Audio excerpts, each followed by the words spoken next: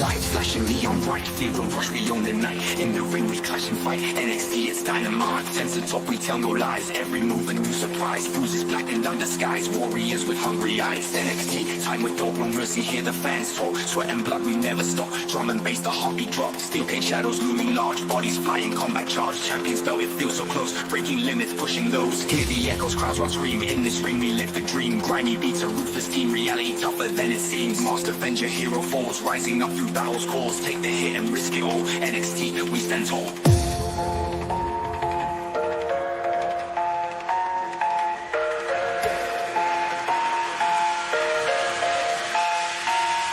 We stand tall.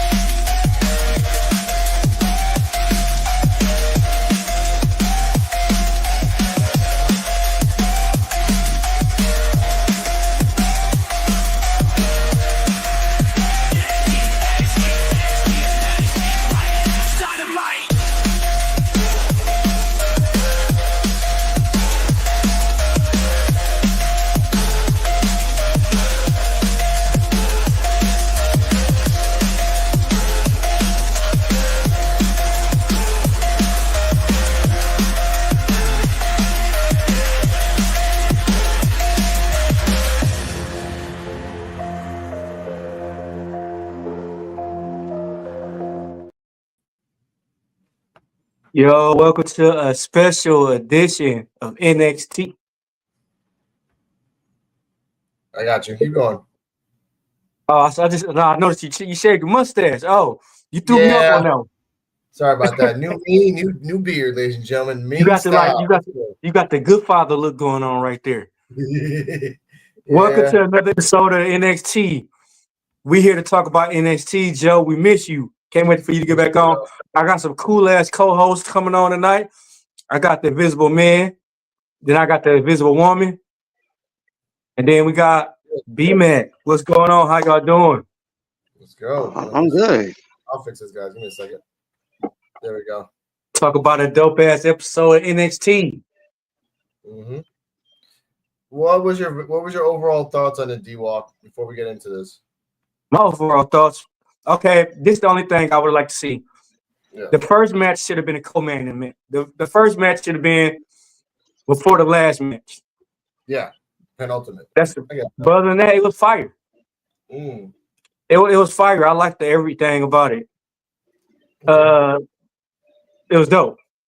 I guess they had to start it hot and make it end hot too, but they didn't even have to do that. There's a weird conspiracy in this, and I want to talk about this with B-Mac. B-Mac, we didn't think it was a little weird that this match setup was the first 3 women and then the last 3 of the men. Like, me and my girlfriend noticed that right off the bat. Like, women's titles match, women's 4-way, women's 3-way tag match, then men. It was definitely like a change up of pace, that's for sure. Yeah. Which is noticeable. Yeah, plus it was an hour-and-a-half show, by the way. It wasn't 2 hours. It didn't feel that way, though. It didn't. It felt so much longer. It felt so fucking long. Now, let's talk about the first match, ladies and gentlemen. And I want to say this whole pay-per-view was perfect except for one match.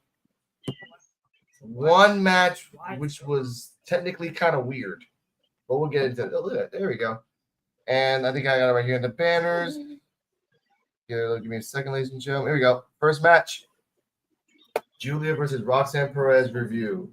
D-Walk, give me your general thoughts on that, and I'll give it, and then I'll say mine too. I like the match. It was dope. I didn't understand why Corey J came and interfered in it. Other than that, the match was dope. B-Mac, your thoughts on it? I mean,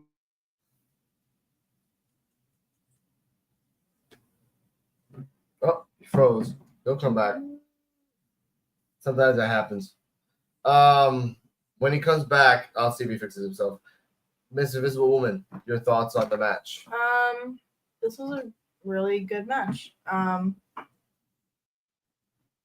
was not. I mean, they've been like dragging out these storylines for like the whole year almost. So, I was pleasantly surprised that we saw a lot of switch ups. Yeah, I don't know. It was a really dynamic, exciting match. Like both of them put their all into it, and yeah, I think so. I honestly felt the match should have been longer than what it was. I think it could have got at least 15 minutes for them to do what they got, had to do, so they can really show what Julia's capable of, because they haven't really shown what Julia can do yet. They haven't shown what she's known for in Japan yet, and they probably never will. But for what it was a good sub match. Yeah. With it's like with the right winner. Now they can set up her versus Stephanie eventually if they go that route. Yeah. Well, it's funny you say that because watching it back a second time, I realized how short the matches were.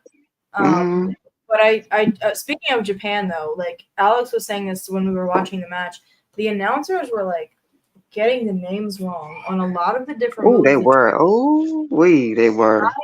I mentioned as a casual viewer, like I want to see like a commentator who's an expert on like Japanese wrestling, because especially if we're gonna have Julia as our new champion, like she deserves that.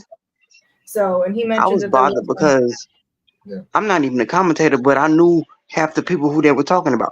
I'm like, y'all didn't do y'all's research, like y'all didn't get no memo, like to go do some studying on where she came from and who she was. Nope.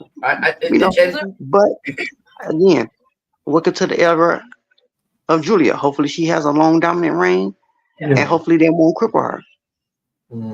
And I want to say this real quick, and not really quick, but just say my part in this match. Okay, if you have Pentagon Jr. coming next Monday, whatever, all that stuff, you should know what a Fire Thunder driver is. If you have Corey Graves as a guest commentator and you still can't get these things right, you're fucking it up. If you go to the outside Julia and do kind of like a brainbuster bomb or brainbuster in a sense that she did it, but you call it a fisherman's butt, even the ending when she did a sort of a buster at the same time, and I was like, oh, it's something of a bomb. I'm like, Northern Lights bomb? Yeah, Northern Lights bomb. I'm like, her hand's not even behind her back. It's not a Northern Lights bomb if you're even trying that. But you want to go down there, bro? That's fine. We're coming up with names. Names. Because every time he would say what it actually is. Yes. Butterfly suplex. Julia with the high knee. Julia getting dominated from her arm. Roxanne Perez did the pop rock. She got kicked out. The reason that Cora Jade came out of nowhere for no apparent reason, but just to do one thing, which means Roxanne's going to go after Cora and leave or something of that nature. That's what I think. But go on. Because Cora Jade was the reason that she failed. She didn't do her job, so instead of Roxanne Perez helping her, she tried, but Roxanne Perez is not going to say, "Oh, you know what? I accept my defeat." Tried. Exactly. D-Walk rating. I got to give it an A-. Ooh, shucky, that's a track. Wow. An A+. Oh, that's being too generous. Okay. I got to. I mean, like minus the match, like you said, should have been long, and minus the Cora Jade, they had the right person win. And it was a good match. It really was. Yeah. Very high energy from the start. Okay. I'll give it that. And everyone, I give a rating. I actually give it an A. B-. Okay. B-. Yeah, B-. Commentators, and the fact that it was short as fuck. You just gave Roxanne Perez a 2-time Iron Survivor, blah blah blah, winner, longest, blah blah blah, and then you just gave her the shortest match, and Julia dominated you. Yeah, but if the commentators didn't count, what would you grade? Exactly. That, and then Julia reminded me of Asuka. Same entrance, same mannerisms, same arm things. I'm like, Asuka first. I don't know. I think the counters are what saved this match, honestly. Yeah. And that'll come up more later. before we continue, observations. The Rock was shown arriving at the arena before the show. He said, "Let's start this motherfucker." Booker T plugging his own promotion during the match was actually kind of funny. There was a slight audio issue after the break, but it was quickly rectified. The butterfly suplex from Julia was picture perfect. I will say, picture fucking perfect. So I will give that going for her. Everything else. Up next, Fatal 4-Way review. Kaylani Jordan versus Cora Jade versus Stephanie McCurry versus Lola Vice. Mr. D-Walk, your thoughts on this match and the winner? I guess that was the right thing to do, to have Stephanie McCurry wrestle 3 other people. I don't know. It was pretty cool, especially that dragon screw she did to Kalani. Oh, that motherfucker! She been doing the nastiest dragon screws I ever seen. Like her McCurry dragon screws have been nasty as hell, especially the one last night. The way she did it, I thought her fucking knee snapped or some shit like that. She did that so good, but I mean the match was good. It was hitting. Everybody got a chance to do their own shit. I got to give it at least a B. Okay. I respect that. I have words on this. B-Mac, your thoughts and rating. It was a solid match for what it was. However, I'm expecting more for Stephanie. Like I want to see the Stephanie who wrestled Mercedes Moné that got her signed in the first place. That's the one that need to come out, because that girl ain't showed up yet. And when that girl shows up, that division in trouble. Because that one, that's the top tier athlete right there. But yeah, it was okay for what it was. It was the right winner, and if she is gonna be the next, like the NXT, like a North American Women's Champion, then she needs to show her championship caliber, which she's known for in Mexico and in Japan, because that Stephanie, that women's roster, no shade, I don't care who you got on that roster in NXT, they not competing with that one. No. Hey, so whatever happened to that other chick that came, Delta Zaria? Whatever happened to her? Huh? Whatever happened to her? I guess the Mystique. I guess the Mystique don't wear off. No, she's with Sol Ruka doing some Sol Ruka things. They're trying to like set her up separately, but this is a woman. Yeah. Your thoughts on the match? Okay. 4-Way. Well, my thoughts on the match while I was watching it, the fact that Lola kept going after Stephanie, even though last week she was all like, perdóname, like, but she kept going after her in particular. That's what I'm saying. And Kaylani was very, like... She showed out. Yeah, I mean, from the beginning, she was trying to show out, which I respect that. I'm trying to think what else. I really like Stephanie as a wrestler. I'll say that. Like, I just like her style. And I kind of have some thoughts on like a future team up, but I'll let everybody say their ratings first, I guess. Okay. But yeah, my overall thoughts on the match, I give it an A. I don't know, I'm feeling generous. Okay, damn. It was an interesting show. Okay. All right, I have my thoughts on this, and I have highlights too. First off, Kaylani, as much as I dog you for being super happy and all that shit, that Olympic slam you did to Cora Jade was fucking picture. Like, that was the fucking shit. Like, just whack, boom, one. Good move. Yeah. Good move. Stephanie McCurry's dragon screw to Kaylani, awesome. Cora Jade selling with her hands flopping, what Stephanie was doing the booty thing on her head, pretty badass. Lola Vice doing a backspin to it was a good motion and a good choreography of moves. The fuck up. Back fist, the super kick to then Stephanie threw her outside, then Stephanie did her special, the SVB to Kaylani for the 1-2-3. And you remember there were the if you go back and watch this, ladies and gentlemen, on the CW network, and you put on the subtitles, right? The subtitles were so fucking stupid. I mean, stupid. They were calling Lola something. Lola Stephanie Oh yeah, Stephanie Hogan. Yeah. And Lola Fries. Yeah.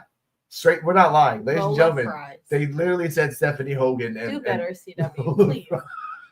Please. No, what they was drinking before? What was they drinking?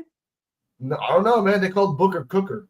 It was just like automated closed captions or some shit. So they heard Hogan instead of Vakir. Yeah, I don't know how Vakir and Hogan sound the fucking instead same. of, which to be fair, the way the guy said it, it kind of did sound like Fries instead of Vice. Yeah. But you know, dramatic effect.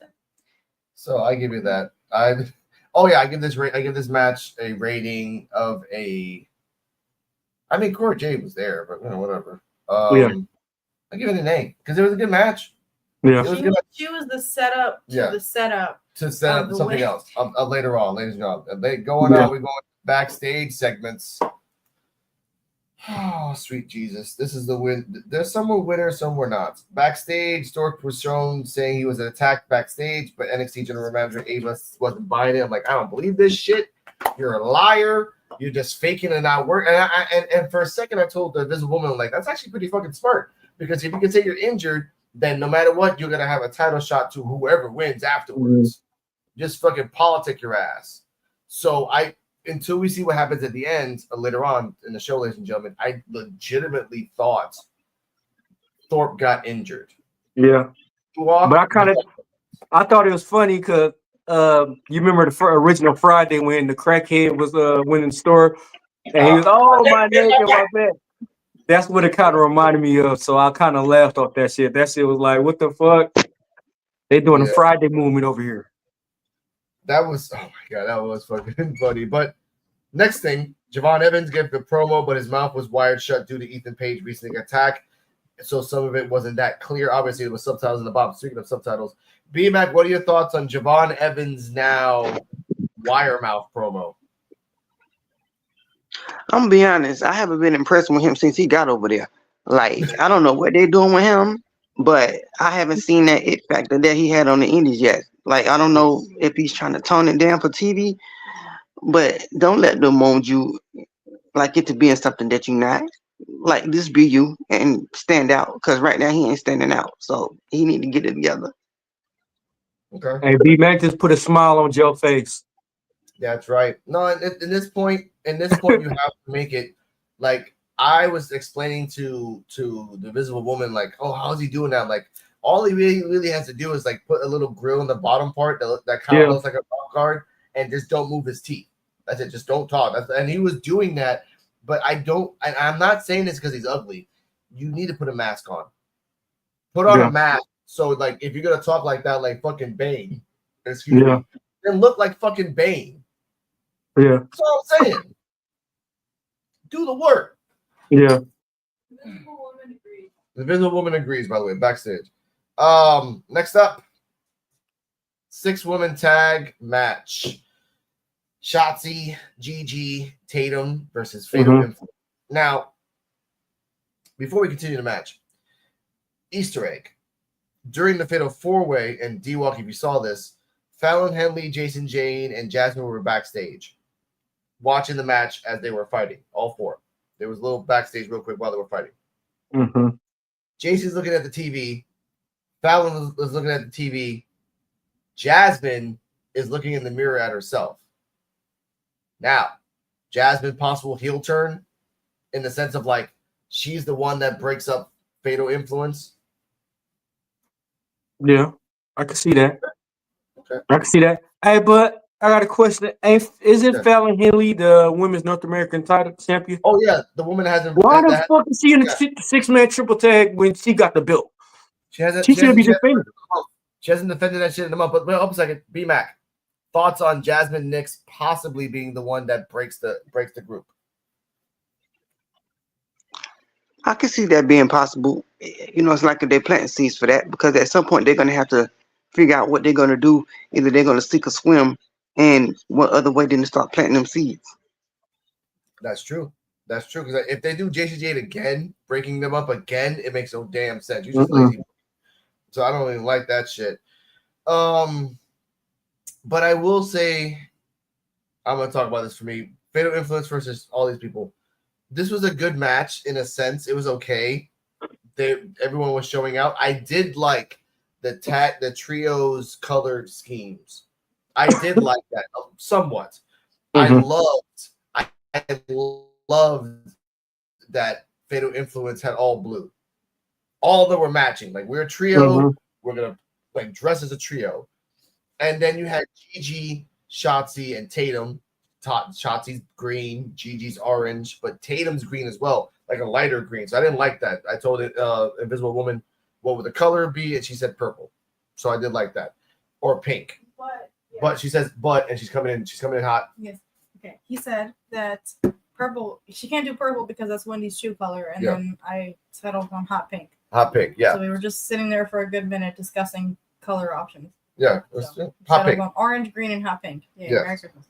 In the end, Shotzi pinned Fallon for something else that's coming out later.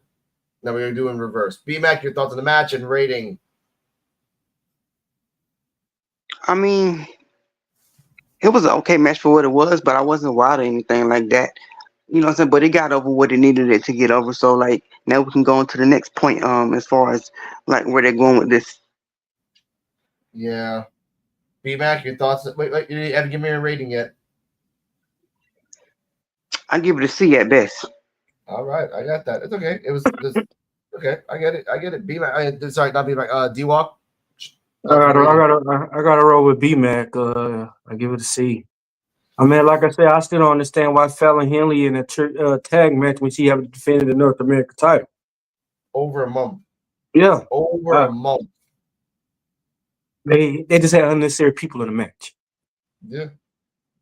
But rating. I give it a C.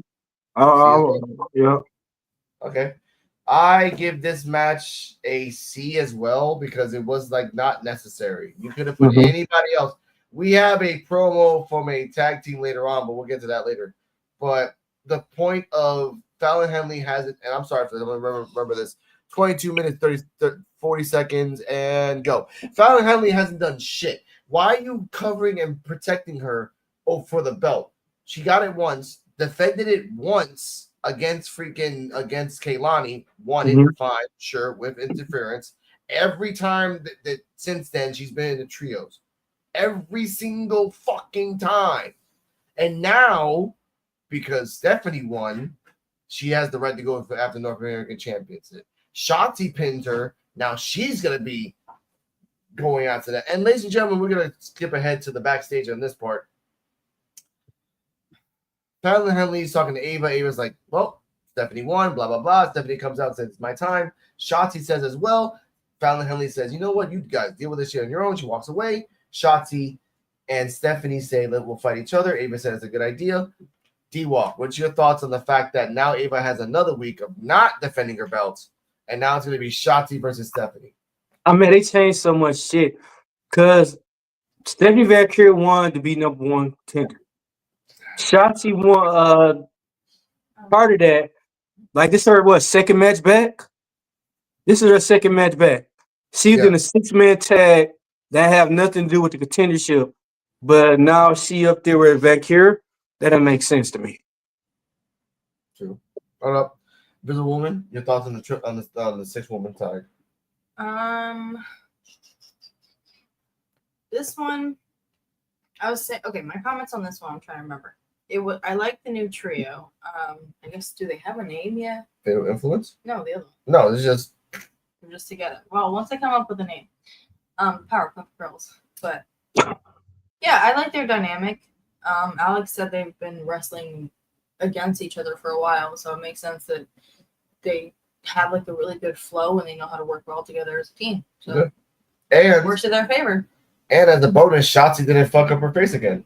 She did another low pay and didn't go flat on her ass. I did, like, from the beginning, I was paying attention to Gigi Dolan, just because I liked her outfit. Yeah. But then also paying more attention to the wrestling. And I like the part where she was going up against her former partner. I think it was JC. Yeah, so, I mean, with that, I thought it would have been cool for her to take the win, but I see why they did Shanti versus Henley. Yeah. So Shotzi and Stephanie versus whoever wins that match goes after Fallon Henley. Yeah. Now, there's a woman. Mm. Whoever wins, will they actually win the belt against Fallon Henley?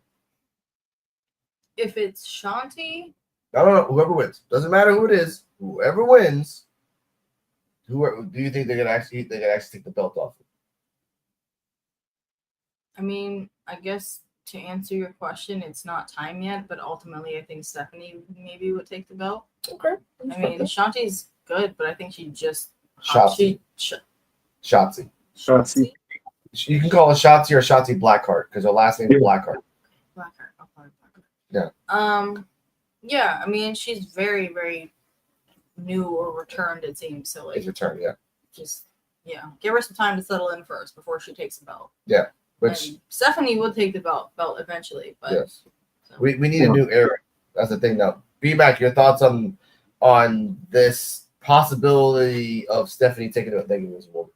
Possibility of taking the belt off Fallon. She should.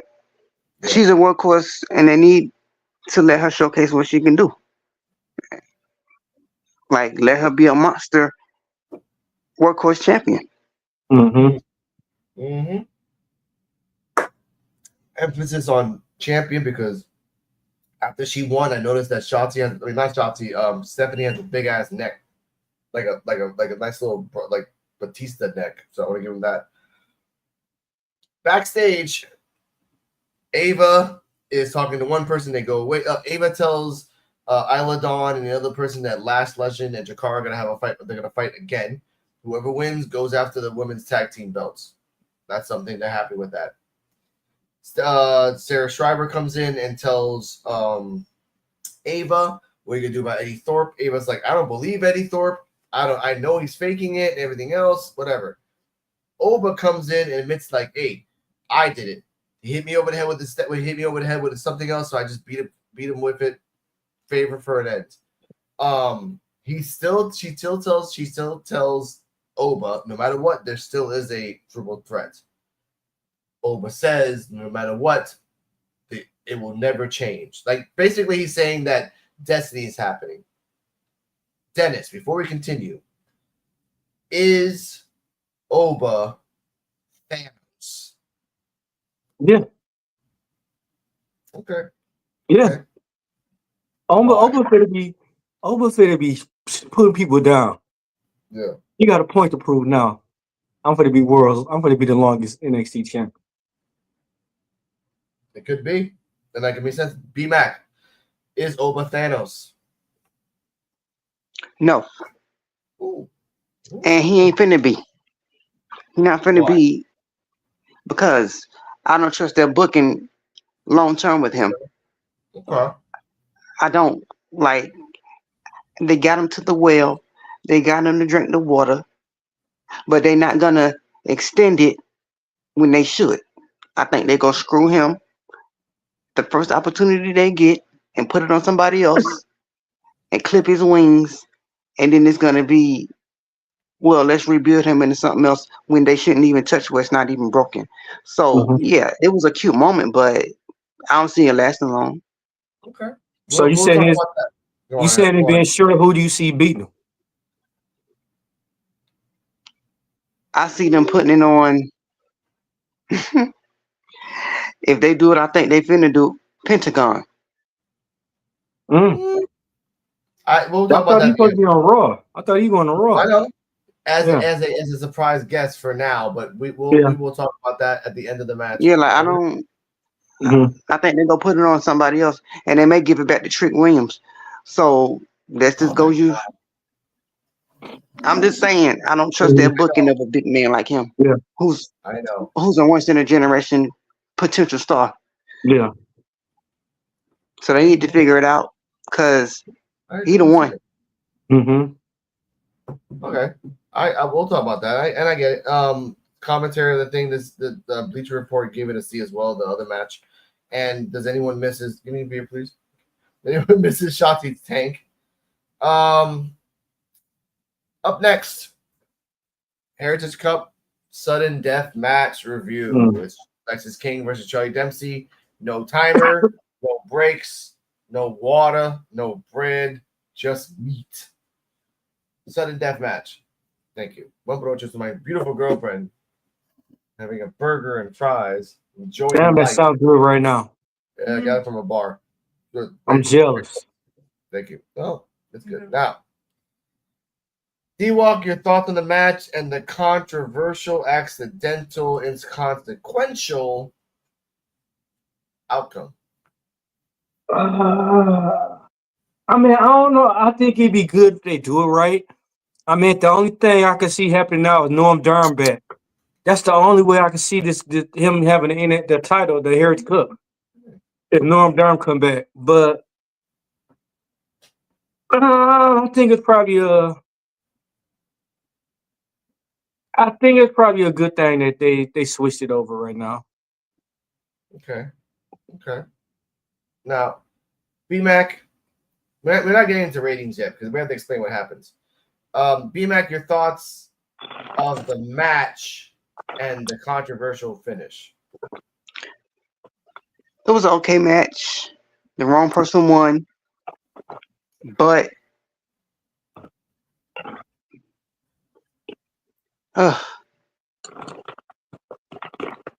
his name is because when your father is Ring Regal, a pure wrestler, you should be running through people. You shouldn't be losing the people that's underneath you, like Alexis King or. It's just so annoying, man, because he could be so much better. Mm-hmm. Talk about his endurance. And they're wasting their time with him on this. Well, they're wasting his time on this. Charlie Dempsey has an incredible endurance from Japan. That's Invisible Woman wanted to bring up. He could go up to the main roster. Which one, Dempsey? Mm-hmm. He needs his crew with him. Charlie Dempsey by himself is boring as a stale toast. But as a group, especially with Ren, that works. However, everyone is kind of like tied into their own storylines at the moment, so they really can't go anywhere until everyone's is done. And right now, the tag teams are not really the tag team between the other two guys. They're not really doing anything until it changes hands, right? And Ren is not really doing anything until she goes after somebody. We'll talk about that later. But Dempsey is just Dempsey. He's a great wrestler. He's Regal's son, but without something on him. We got a comment. Hey, gang, I just recently dropped a music video. You cool with reacting right quick? Well, ladies and gentlemen, I would love to. But, okay. Now, let's talk about the ending of this match. Thank you for passing by. I would love to react to your thing, but we're just doing this chilling. The ending of the match, there was an awkward moment after Dempsey tried to do a nice little like jump down so Alexis King would fall, but he didn't. And then he tried to do a leapfrog with inadvertently, or I guess inadvertently, headbutted Dempsey's dick. Brought him down, and then Alexis did his thing for the 1, 2, 3. Now, what do you like? Okay, hold up. And Bleacher Report has said this too. An awkward moment after a leapfrog led to an inadvertent low blow and King hitting his finisher for the pin and the win.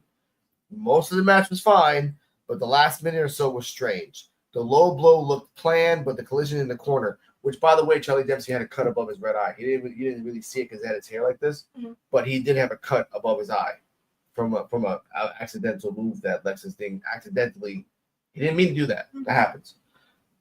D-Walk, do you think Lexus King's reign is going to be an accidental reign where every win is the accidental?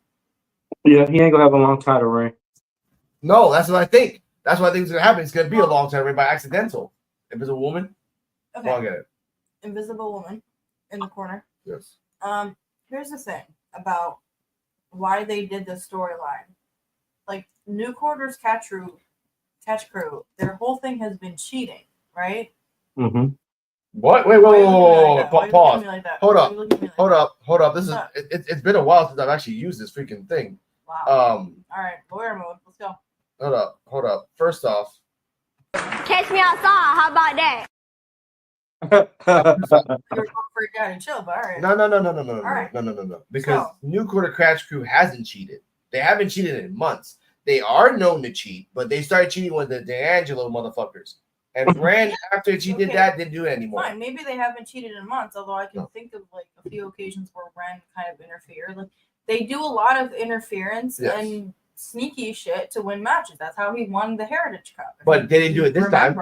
But they didn't do it this time. The whole match, maybe they never. I'm not saying he did it this time. I'm saying that I'm talking about the long arc of why this happened. Of course. Of why it was Dempsey from Quarter Catch Crew who won the Heritage Cup by cheating, quote unquote, or interference, whatever, versus Lexis King, like new babyface, like follow the rules character. Because the commentators are even talking about it, like when has following the rules ever gotten you your championships, Booker? Booker's like none of them. You hear that, D-Walk? That's a casual fan listening to that rabble from Booker T and fucking Corey Graves and Vic Joseph. Because Booker T kept promoting his whole fucking shit. But the whole, he's like, I don't give a fuck. Yeah. The Rock is here. Let's go. But so it makes sense that they did the storyline. Yeah. I don't know where it'll go.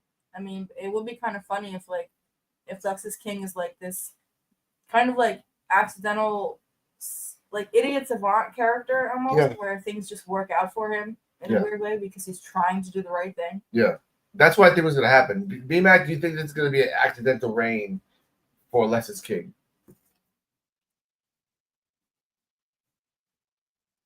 He's left speeches. Do I feel it's going to be like an accidental reign? Yeah. I don't think it should be a reign at all. But that's just, that's just me because I'm like, again, to be honest, what are they doing with him? Like, what are they doing with him? Like he's not a threat to really beat like a Obafemi or somebody of that status, like for any other championship. So it's like, are they giving him a participation trophy with this? And that sucks. But at the same time, the Heritage Cup is kind of used as like a trophy wife trophy. There's no really like. There was a good rivalry between the family and the new Quarter Catch Crew. Not great, but it was something. Now you just have Lexis King for the third time. What they need to do is like some type of tournament, like a prestigious type of tournament, like a Continental Classic type of tournament, and make a Continental Championship and make it worthy of being defended. That would get me interested in what these two got going on. Not a Heritage Cup. Like, this ain't hockey. Like, I don't want to watch a hockey match. Like, I want to see a tournament caliber type of championship being defended. True. I agree. Yeah. Go on, Pitbull. I forget this sometimes, but I'm pretty sure this is all part of like the larger storyline of Obafemi, D'Angelo. Yeah, Obafemi and D'Angelo, really. And I guess just closing out the beef between Quarter Catch Crew and the D'Angelo crew. Sure. Because, that's done and over with now, I guess. Yes. So ultimately, like we predicted months back, the long run was for Oba to get the North American title, and now it's open for D'Angelo to take back the Heritage Cup. D'Angelo has the belt, though. He has the North American Championship. D'Angelo? He still has the North American Championship. And he won that from Oba. Oh, well, there you go. Okay, so he's just chilling with that. He's just chilling, but I think that's going to be taken away by Sean Spears and his Aryan white boy crew. That's all over there. They're just missing, like watching women. They're just because he's missing one female. Like again, the equation of a faction reminds me of like Dune. I know, but an equation of like your Judgment Day, that Rhea Ripley girl that you like so much. You do love her, right? She deserves to be best wrestler or whatever belt she just won. Okay. However, with a faction, you need 3 guys and a girl. Right? Boom. Nonsense. All women.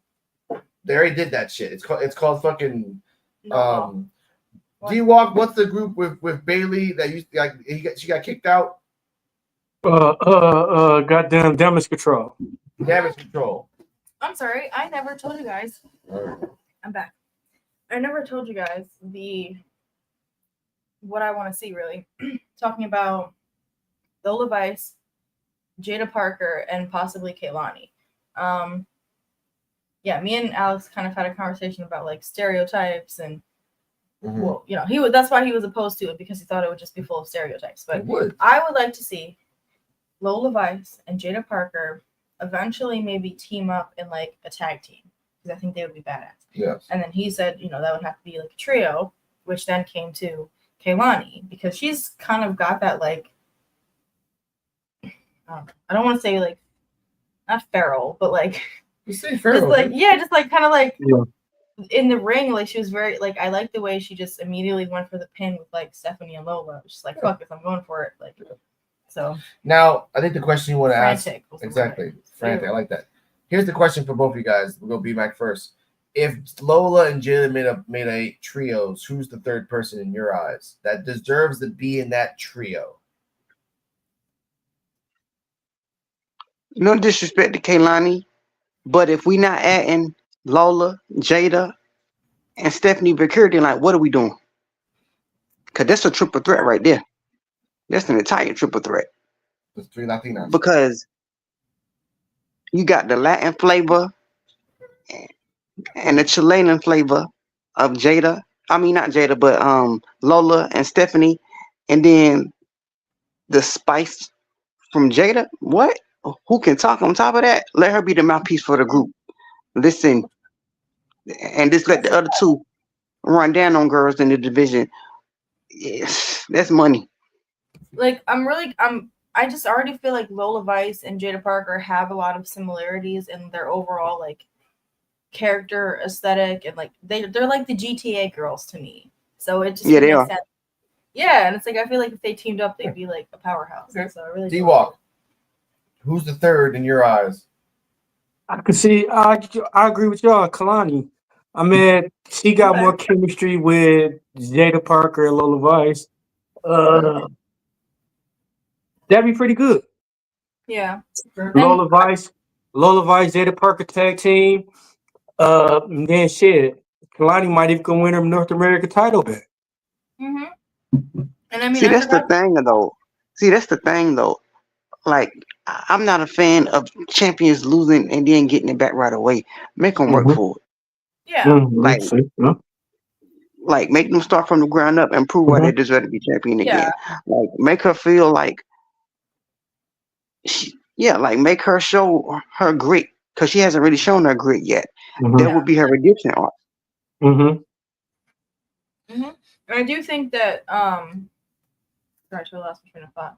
I do think that it's going to be a while if Kaylani takes the belt back. I don't really want to see that right now, but I think ultimately that Stephanie is going to have the belt or take the belt at some point.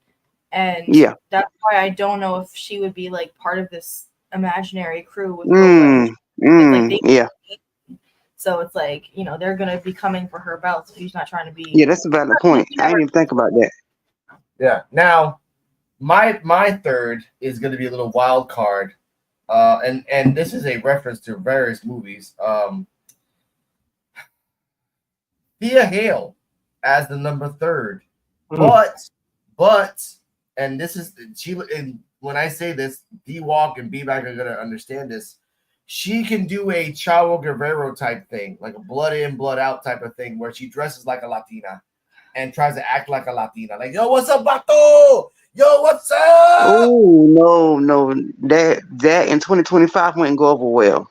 That's what I'm saying. Like, that just is so. That culture bullshit, that wouldn't go over well. That's why I said.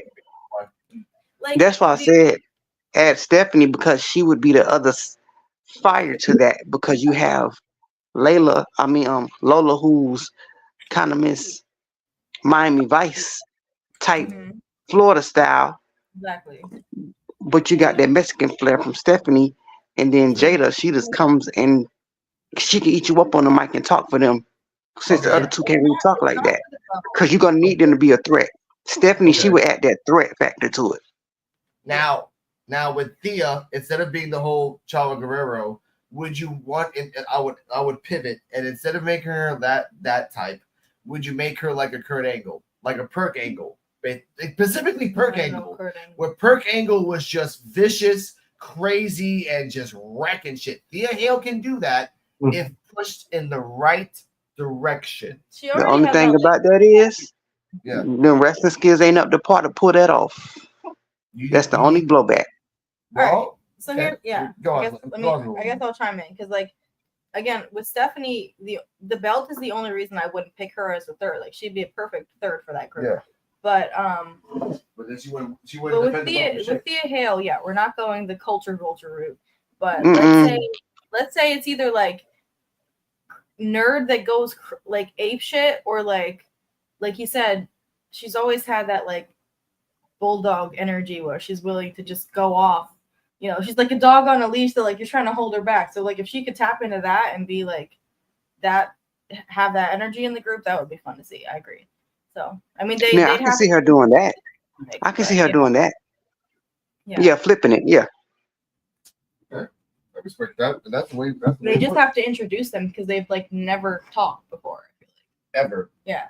Now Stephanie had subtitles half the time, and now Jamal's gonna have subtitles. Well, yeah, because like the only thing we've seen from Thea is her being like a cheerleader type, like pom pom girl. Like get some edge, gain some edge, and then we can have a conversation about it. There was a spark of edge between Thea and Roxanne, but it got buried like immediately. And I think since we haven't seen Duke Hudson and the other guy and Thea Hale in over a month, they're coming back with a rebrand of their own. Like, they have to rebrand it. And if they do, I swear to God, I wish Joe was here. He would have fucking agreed with me on this. If they do the fucking, I don't think you remember this. I think both of you guys remember the name of this.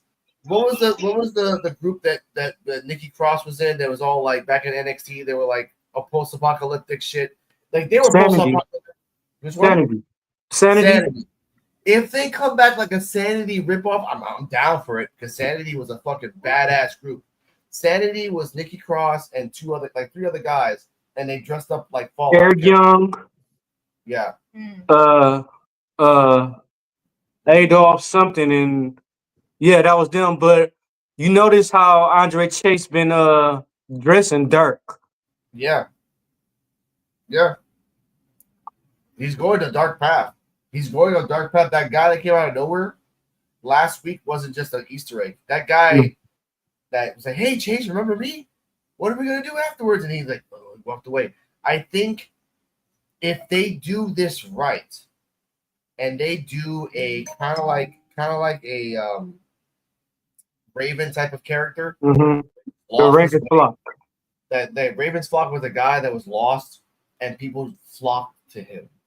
And he was a group because he was a guy that was just lost. But he was big. Imagine a guy that was like wearing jeans and a jacket, shirt, and never took a shower in months. But then you came to him and worshipped him like a leader because he knew what was up. Yet he never talked. He never talked for a year. That could be Chase. Chase could be the dark version of that, where he's just like Chase University is done. It's a disaster. All hope is lost. Don't follow me. But then we follow him anyway because we understand him. Thea Hale, Duke Hudson, these guys need something else. That's all I'm gonna say. That was the Ravens flock was dope though. They had an all-star lineup. Yeah, I mean, I will say as the casual viewer, Thea Hale was the only interesting part of Chase University coming into it this year. You know, I didn't really catch them starting out. I caught the tail end. So yeah, I like Thea Hale. I want to see more from her. Yes. It's time to play the clip. What clip? What clip? It's time for the main event. Okay. That clip. I'm sorry. NXT Champions, there's a triple threat review at this time. Before we get to that, there was a backstage segment. Ethan Page was talking down to Ava. The Rock came in and said, "Look, you know, you're a nice guy. You're pretty cool. You know, all that stuff. You know, like I'm the final boss. We'll talk about The Rock later on because he kind of fixed himself in NXT. I'm the final boss, but Ava, she's the final boss in NXT. So I hope when you see she says something, you listen. No, I understand completely. You know, And they said, you know how we work together. He gave him a nice little dap. And the last thing he said, which made me laugh, he slapped his ass and said, "Get your sweet ass out of here." So that's the final boss right there. Like, he sweet ass also out of here. during the conversation said, the payback on that's going to be a bitch, right? Yeah. So Javon's gonna come after you, and the payback's gonna be. I know. So we know Javon's gonna come back. I don't think so. But Yeah. The way The Rock pushed her to the side, though, like, now she. You remember how he pushed him out the way, though? He didn't say step over. He just pushed him out the way, like. Yeah, that's what he said. Get your sweet ass out of here. Slapped him on the ass. Get your sweet ass out of here, boy. I'm like, damn, Ethan got buried in the last second on the way out. And I thought The Rock the one that took out Eddie Thorpe. Because you remember when he pushed the door on her? I like The Rock. I told Invisible Woman that, I'm like, it would be cool if The Rock found Eddie Thorpe. Hey, Eddie. Yeah. Remember a month ago you took my daughter's hands? Come here for a second. And that's it. Yeah. That's it. Him and the whole tribe. Him and the whole. And that'd have been fucked up. That would have been perfect. That'd been fucked up.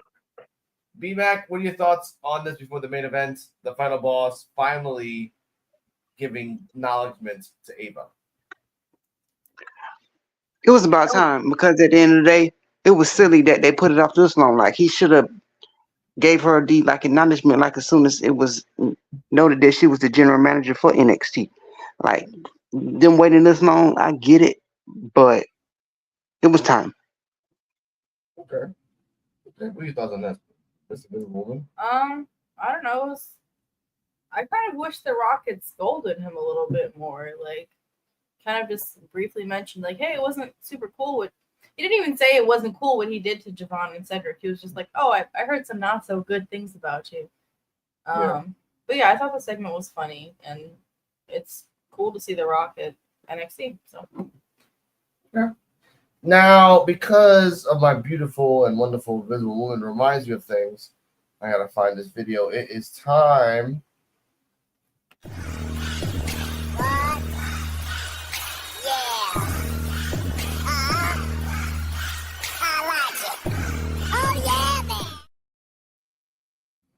D-Walk, tell me your thoughts on the match of the triple threats. Go. Triple threat. It should have been a one-on-one. The match went like it should have been one-on-one. Eddie Thorpe, he didn't even need to be in the match. That's my first thought. But other than that, I thought it was dope. It was time for a change. Hey, we've been saying it a long time ago. Open Freeman was gonna come and smash on Trick Williams. We said that. How many months? We said that was like 2 months ago, didn't we? Invisible Man? We said that shit like 2 months ago about Open Freeman coming to smash Trick. Way before they even announced it, but Eddie Thorpe shouldn't have been in the match. He was in the match for what, 5 seconds? Probably 5. That's the part where I'm like, okay, we all thought that Eddie Thorpe was going to interfere at the last second and possibly cost Oba the win, not the other way around. But that's the way it went. Eddie Thorpe went for Oba with the chair, but it connected with Trick as he was, and then it was over. That's it. But before we get to B-Mac and D-Walk, I want your thoughts on this match. Mm-hmm. No weapons were used in this match. This was a triple threat. Technically, Eddie Thorpe wasn't there, but this was still a triple threat match. Mm-hmm. So I love that I love that Oba and Trick were like, fuck that shit. We're just gonna have a match. It was a good fight. I mean, the fact that Trick was able to lift Oba multiple times, like 300-pound dude, like I respect it. Twice. I respect that shit. And Oba I did like that again. D'Angelo is the only one that's kicked out of Oba's finisher, right? And they're protecting Oba's finisher. Where the first time he did it, Eddie Thorpe pulled the ref out. But the second time it happened, like I said, it's destiny. 1, 2, 3 for the win. B-Mac, what are your thoughts on the match and rating, please?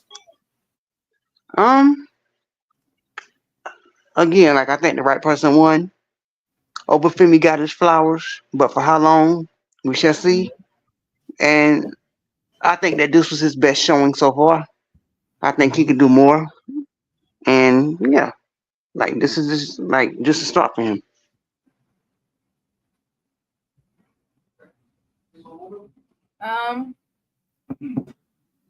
My thoughts on this one, I would like to see more from Eddie Thorpe. I mean, honestly, it was a little disappointing to see Trick lose, but I knew it was coming, and I hope that Trick goes up to the main roster. But overall, it was a really good match.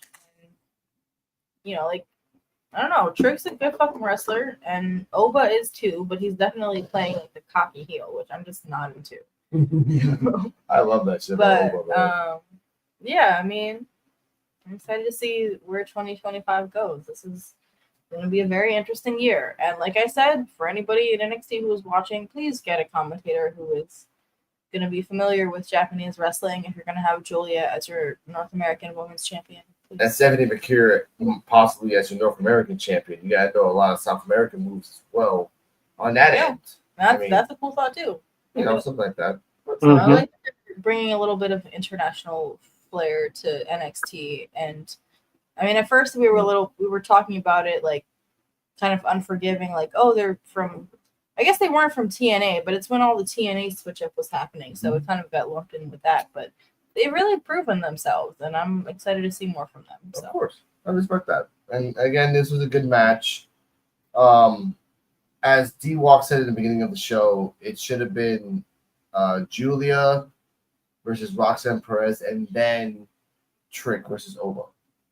Yeah. It should have been that. I don't know why they did it like the way that they did it. All the women's matches first and then 2 men's matches, Lexis King and then the triple threat. I feel like Lexis King should have just been like the first or second. Just knock that one out. Knock it out of the way. But the ending was so fucking confusing with the headbutt. Exactly. Confuse you early and then bring the energy. Because like the fact that was right before the finale kind of just like threw me off a little bit. Like I saw Oba and I was like, I feel like his entrance is kind of half-assed. Like he wasn't on beat with the rhythm. Like he was totally off beat. I'm like, yeah, that's fine. That's the thing. But let's move on to the last thing of the match, last thing of the show, which is kind of weird. And an hour and a half show. The Rock in-ring promo. It felt like a time warp. That show, like it genuinely felt like 3 hours long, even though it said an hour and a half. Yeah, with commercials. Did anybody else feel that, or was it just me? This is a fucking hour and a half show. All right, Rock comes out. He doesn't know what to say. He stalls for about like 3 minutes when he gets like from the entrance to the ring.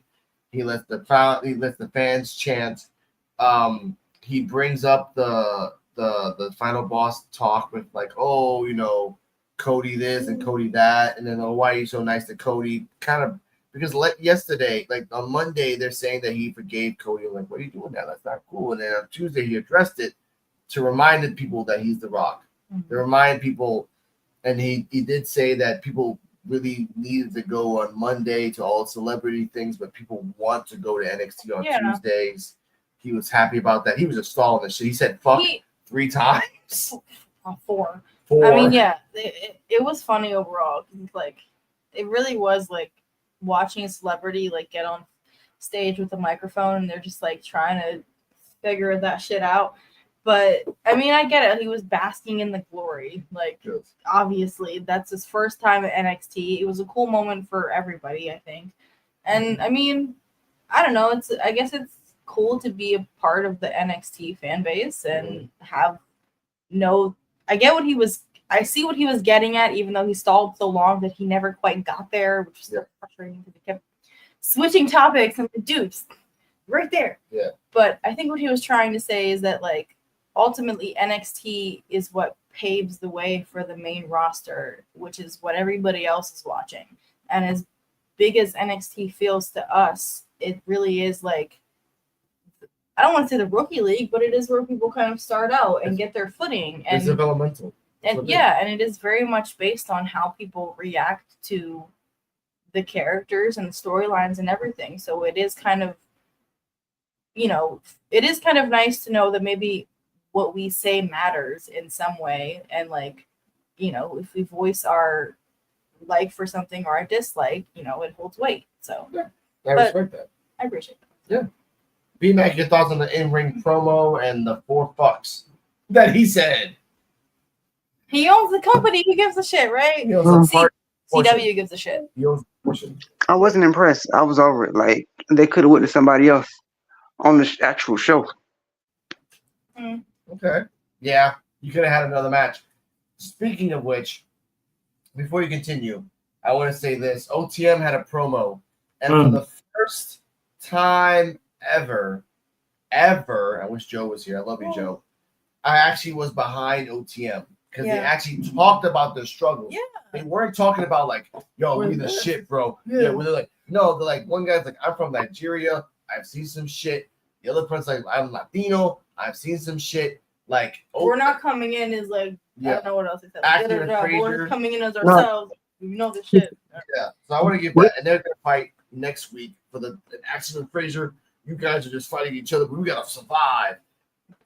New era. When the fuck did that happen? Okay, so we're gonna switch it up. Let me see more. But what threw me off with their promos, we said, well, it was they said some shit like we men, but it was Nathan and Fraser and Action wrestle better people than them. They wrestled Baron Corbin and Braun Breaker. What make them so better than that? They fought AOP. They fought freaking Chase University. They fought everybody. They fought everybody. Everybody. But for them to say that though, that's what threw me off. Yeah. Well, I don't know. I think that like I haven't seen. Oh damn! I haven't seen. I haven't seen enough of OTM, and I feel like maybe that's just because their wrestling hasn't caught my interest at all. So when they come on, I'm like, okay, whatever.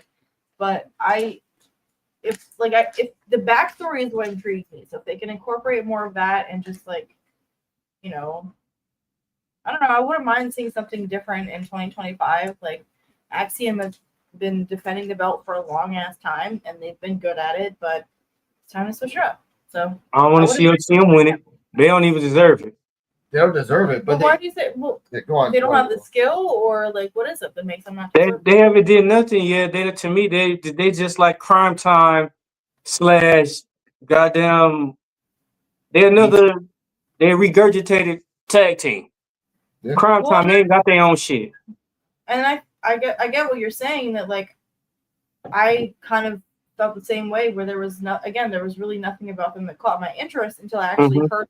Alex said, I heard them talk today, and I'm like, oh, okay. There is some like substance there to what is, you know. So if we can see some more of that, and like Alex, I have a Visible Woman go back and watch Crime Time, and she'll understand. And no, she'll understand because like they're copying them. Except Crime Time makes skits on stereotypical things. Hey, you're a white guy, you got nice things. We're gonna rob you because that's what we do. You know, we're gonna sell this illegal microwave because we stole it from someplace else. Like that's what Time was. But they just hammed it up to the max. That's what let's love that. I will say though, like as the casual viewer, what catches my attention the most is like your energy in the ring. And for me, like some of my top two in NXT are Sol Ruka and Dion Lennox. Like because of how they move in the ring, they're very dynamic and energetic, and they have that like grace, but also like aggression. But like, I don't know. Something I really appreciate in wrestlers is grit. So I would like to, like, going back to the rookies and everything, you know, talking about Kehlani and shit, like, especially with women wrestlers, like once they prove their grit, like, so you need my respect. Okay, I respect that. And what matters is that The Rock came out, wasted someone else's match, talking all that shit. And when we were watching this on the CW, even the CW is like, we're just gonna cut this shit.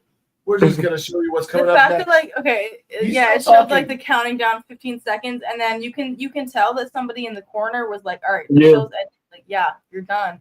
And he's like, all right, love you guys, bye. That's it. And it's like he probably talked to the crowd for another like 5-10 minutes, but it's like, no, the show on CW is ending now, motherfucker. Let's go. He said, so like you times. Really like somehow the 12 minutes went by so quickly. You had 12 minutes.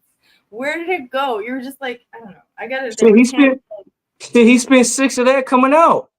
Yep, he did. And two. And then you see the guy going flashing his hands like 10 minutes, right? And then all of a sudden it's 6 minutes. and it's 2 minutes. And like, what have you said?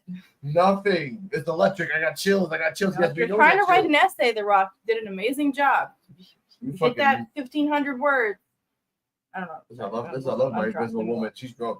Now, ladies and gentlemen, as an overall rating, D-Walk, what do you give it as a show? I gotta give it A minus B. A minus. No, I get that. A minus B. I get it. Thank you. Invisible woman. Overall, I give it a B plus. The thing with Lexus King kind of threw it off. Like the energy was like really, really high and like really pumped up, and then that just was like all over the place. And the dude was just like, it was, I don't know, it was a lot. Looked like he was like in tears for like half of the match. He was in tears after the match. I won.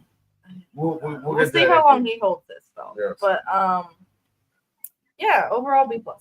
Yeah. Okay. B-Mac rating overall. I give it a B. I mean, but like then again, you gotta say it was better than Raw.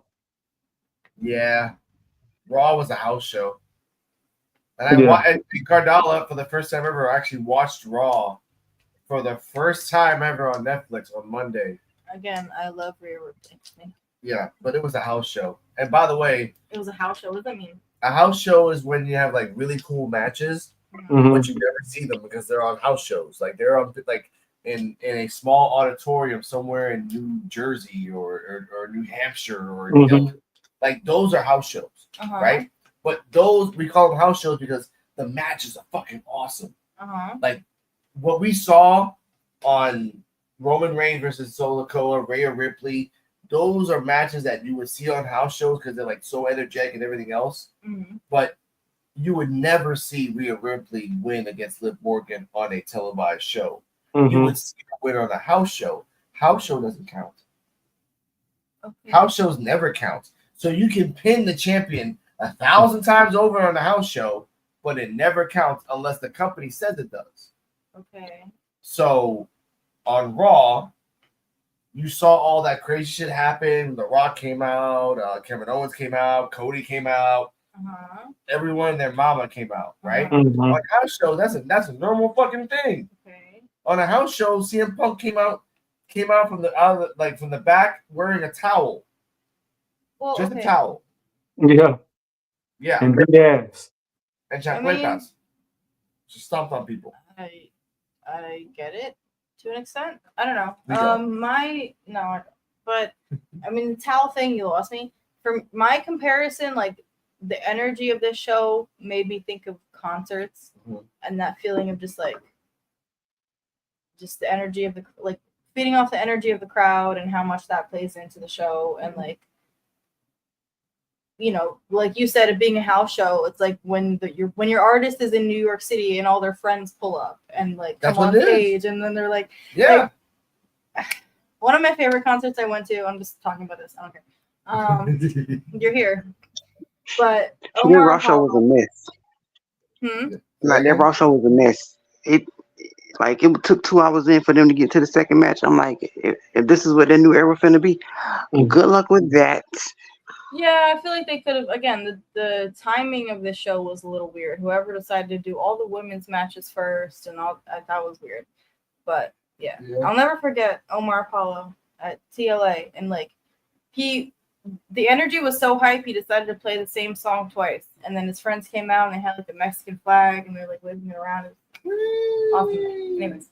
But overall, I haven't given my rating yet. I give this match, and that's about this whole pay-per-view, a B plus. Because other than the Lexus King that kind of flew me the fuck off. Yeah. Everything else was a good freaking match. Yeah. Oba deserved the belt. Julia deserved the belt. Oba deserved the belt. Stephanie would deserve the win. Deserved the win. I don't know about Shotzi and all the bullshit. That one was just whatever. OTM winning the belts. If they better not. They better fucking not. I know, but if they do, that might open up the whole tag team division for new people to come in. Yeah, that's what I want to see, honestly. Like, I love Axiom, but it's like, if not, okay, let's be real. If not OTM, who is going to take the belt off Axiom? Because somebody needs to. Oh, besides OTM, see. Damn, it's a couple of tag teams, but I forgot, I can't name them, but it better not be OTM. It better not be Hank and Stank. Who else they had in the tag team division? I'm saying. We don't even know. Fucking, it's not this. It ain't them. It can be somebody different. I know, but we could have. Okay, we have Hank and Tag and then the Igwe guy. There's like the whatever tag team that Malik Blade is in that we just never heard from them again. They disappeared. Sean Spears' group with the Brooke Jensen that was hot. Now he's just. So that's where it's like if we have some, like, everybody's fought Axiom already and lost. So if we, at some point Axiom and Fraser's got to go and do their own thing. Which again, great wrestlers. I'd love to see more from them, but they've had the belt for so long. So give it to OTM, and then we get to see a whole new rotation of people fighting them and see that dynamic. Even if they don't keep the belt for long, it'll still be interesting to see something different in 2025. Just because it's a new year and new era. So switch it up. Again, OTM can just go do a nice little 2 or 3 month run. Someone takes it off them, and again, Axiom lost the belt and got the belts 3 fucking times in a year. Good enough. Okay. You can do that with OTM. OTM loses the belts in March. Or in February, let's say February. Gets it back in June. Get it back in Somebody June. else takes it. Yeah. They get it back. They lose it again in September. They go back again. I don't know if they're going to be on that same level as. They are connected to Jake Parker, though. Yes. I'd rather see them lose tag team titles to Gallus or the family. I can't see them. And that's the thing, though. The Gallus and the family, fine, but Gallus is a team that's just there. They're not really storyline driven. Same thing with the D'Angelo. Yeah, they're just there. Like the tag team by themselves, they're not that important. They're not. Rizzo is not that important by themselves. They're funny as a group. D'Angelo is burying them as a North American champion. But, ladies and gentlemen, that's for another day, another week. Welcome to NXT with D-Walk. B-Mac. Say your socials so they can find you. Y'all can follow me at Milano_Mob on Twitter with 4 B's and Double Count Podcast as well. If there's a woman, tell them where they can find you. KARDALAMOHAMED on Instagram and wherever else you look. Oh, that was a peace sign. You can't even see it. Thank you. There you go, right there. There you go. D-Walk, socials. First of all, I want to say shout out to Joe. Get better, motherfucker. Kane the Destroyer. BX. Love you, Joe. Sports Jedi. Misfit. Find me at Dennis Walker. Facebook. Dennis the Menace 84 on Instagram. DJ 3000 on Twitter. Oh, X. How they say it now. Now, ladies and gentlemen, check the instructions down below in the description. You'll see my socials down there. Don't worry about that. Yes, it was moving. Nothing. Stay healthy. Stay happy. Saturday, with guests, hopefully, we're going to talk about the Hogan debacle. Oh, brother. Oh, yeah. We're going to talk about that. And we're going to talk about more news and topics that are going to happen. Nikki Bella coming back to destroy the women's division? Question mark?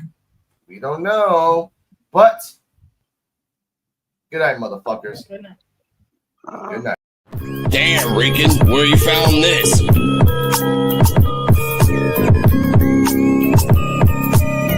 PUWF exclusive. This is the podcast for unappreciated wrestling fans. If you don't like it, suck our D-Walk, Joe BNCO, and the Invisible Man.